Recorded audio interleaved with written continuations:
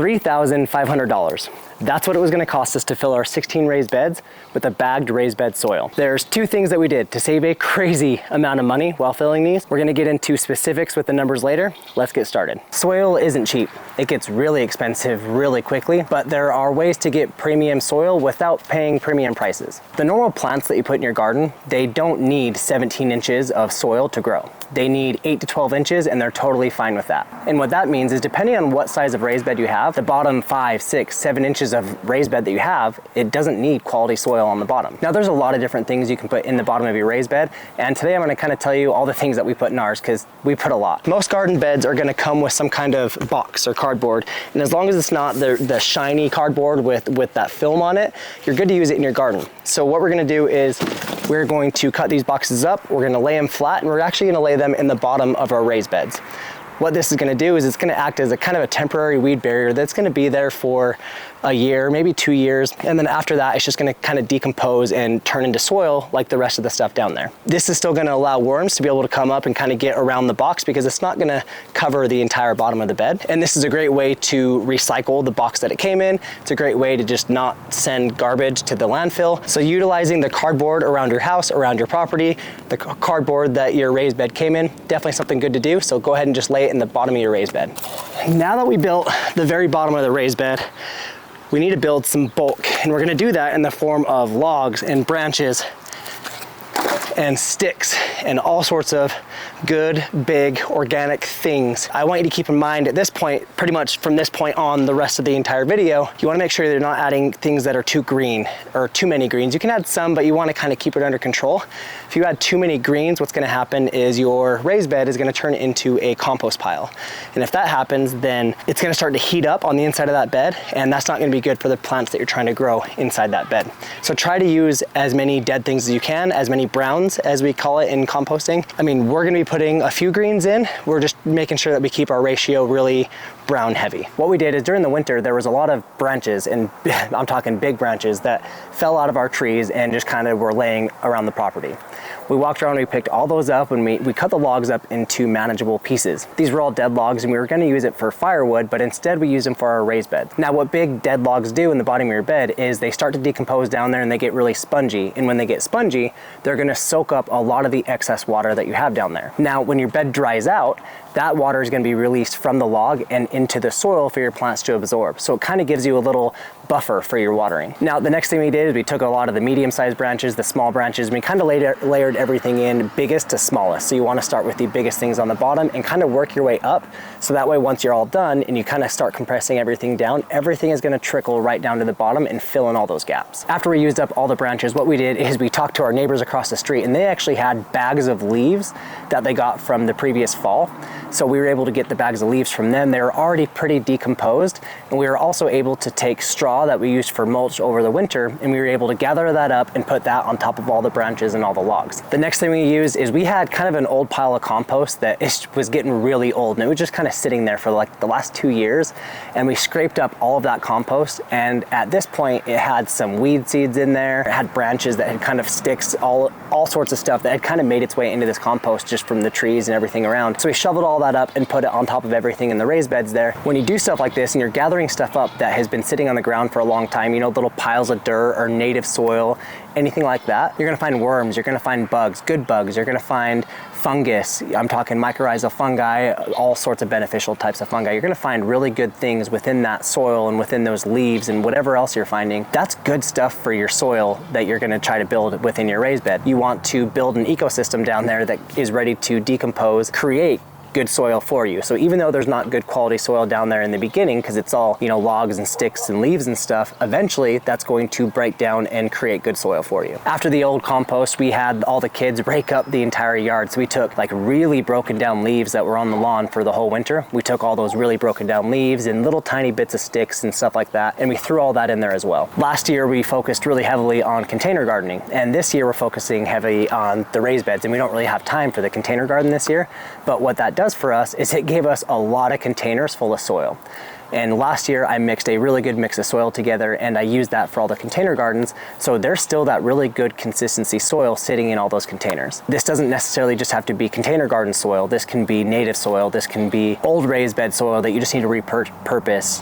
You can really just find any kind of dirt, soil, just any kind of filling material that you can use to put down on the bottom of your bed. But for us, these container gardens worked perfect. We had giant totes of soil. We had garbage cans that we grew peppers in last year, buckets that we had a whole bucket garden. And actually when we dumped out the garbage cans into the wheelbarrow, we found loads and loads of worms and all sorts of really good activity living within that garbage can. So we threw all that into the raised bed with everything. Now, by the time we were done adding all this stuff into the raised beds, we had the raised bed filled a good 4 to 6 inches on the bottom. That doesn't sound like a lot, but when you times that by 16 raised beds that are all 17 inches tall, that can take a few yards of soil off of your list of what you need to buy. Find anything you possibly can, build all that organic material on the bottom of your raised bed before you start covering it up with a good quality raised bed soil. At this point, everything is in here except for the new soil that's on its way. We've got all of our logs, branches, bad soil, straw, everything under the moon is in here.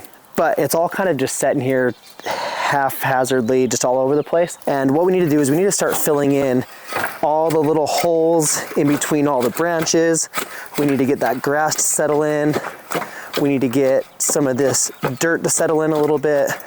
We need to make sure that we're not leaving any gaps. Settling is normal in a raised bed. It's normal for a bed to settle, and honestly, I like my beds to settle a little bit because then at the end of the year, you can put a nice layer of compost on top of your bed. But what we don't want is we don't want it to settle too much.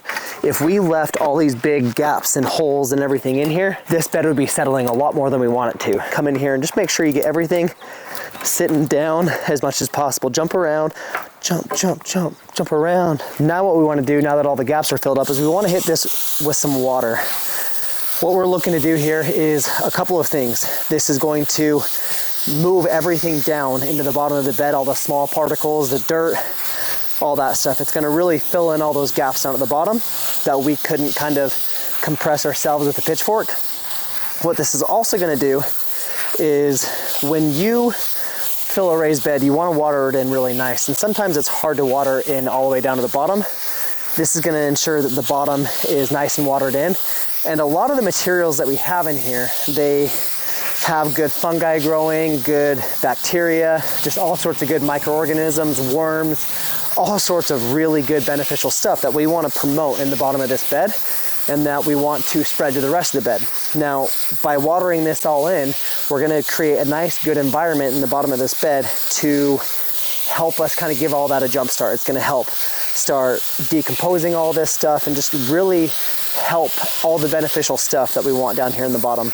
Now, tip number 2 is don't buy a bagged raised bed soil or bagged any kind of soil because you're gonna spend an arm and a leg doing so. The only time I would recommend getting a raised bag soil is if you have 1 or 2 small raised bed gardens that you're trying to do, because it's good quality soil. The stuff that you can get in bags, you can find a really good soil. When you're trying to fill a lot of area, when you need yards and yards of soil, the bags just, they aren't going to cut it. We priced out what it was going to cost us to do all of our raised beds with the bag soil, and it was $3,500. And that wasn't really an option. We spent enough money on the raised beds themselves. I think a lot of people deal with this. They spend so much money on their raised bed, they realize that they have to spend just as much money filling it with soil, and it's out of control. So what you can do instead is find a local nursery or a local landscaping company, or jump on your local classifieds and see what people have. Most of these places will deliver a raised bed soil, quote unquote raised bed soil, or a lot of these places will sell a mix that equates to a raised bed soil. One of the issues with some of the landscaping companies and stuff is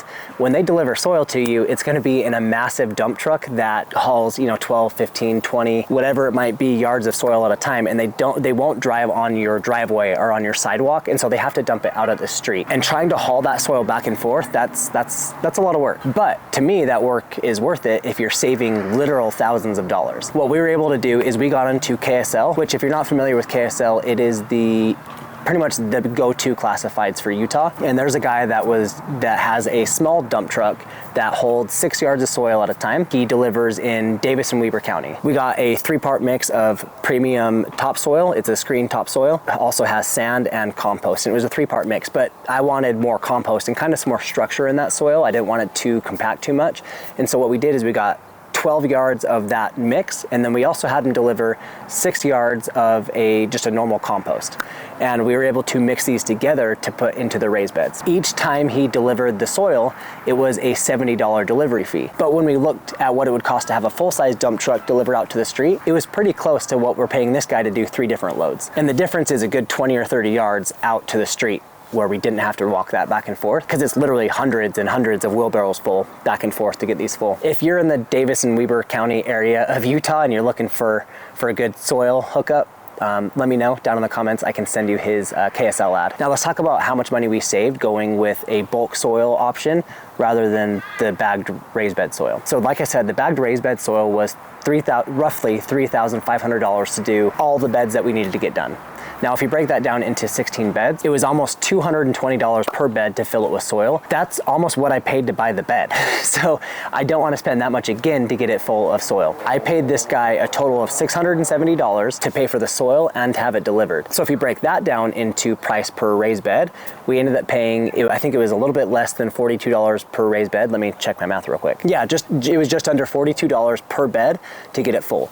So going from over $200 to $40, that's an insane amount of money, and I don't care how many wheelbarrows full I need to be walking with, that's enough money to make a really big difference. Now, when the soil got here, like I said, we had to move it. It wasn't like bags we could just carry back and forth. We had to shovel, we had to put it in the wheelbarrow, dump it. The raised beds are metal, and we don't want to be bending the metal, so what we did is we were mixing the soil as we were shoveling it. We pushed the wheelbarrow over to the garden. We picked the wheelbarrow up. Luckily, my wife is a champ, and I couldn't stop her from working. She was just on it, back and forth. Now, we would dump it into the raised bed. We'd go back, fill it up, dump it into the raised bed. It was back and forth, and then my neighbor came over and saw what we were doing, and he definitely didn't like the way we were doing it, and so he showed back up with a tractor, and that tractor definitely helped us out. We pretty much loaded all of the raised beds that we could, at least that we could get to, we loaded it with the tractor, and it got to the point that between him and my wife, they were working so quickly that I could barely keep up fast enough to like